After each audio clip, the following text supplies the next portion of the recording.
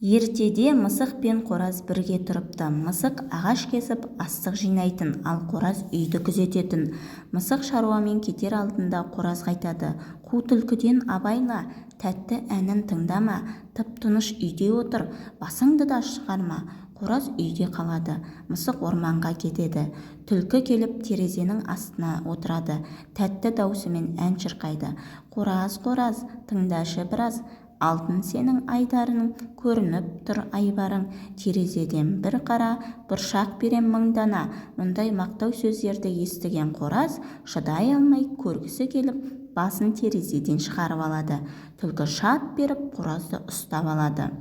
Орманға қарай қашады, ал қораз бар даусымен көмекке шақырады: «Кукарику, кукарику, қу түлкі мені ұрлап барады, таудан асып қашады, өзеннен өтіп жарады, қалың орманда қаламын, қараңғыдан қорқамын». Мысық қораздың даусын естіп қойып, оны түлкіден тартып алып үйге әкеледі.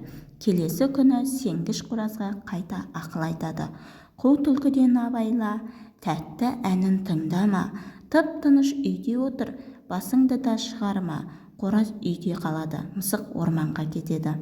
Мысық үйден кеткенде түлкі терезе астына келіп отырады да тәтті даусымен ән шырқайды: «Қораз, қораз, тыңдашы біраз, алтын сенің айдарың, көрініп тұр айбарың, терезеден бір қара, бұршақ берем мың дана». Қораз үндемей тыныш отырады.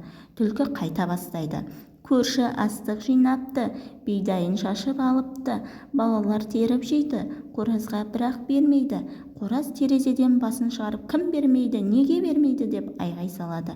Түлкі шап беріп қоразды қойнына салып алып орманға қарай қашады, ал қораз бар даусымен көмекке шақырады: «Кукарику, қу түлкі мені ұрлап барады, таудан асып қашады, өзеннен өтіп жарады, қалың орманда қаламын, қараңғыдан қорқамын».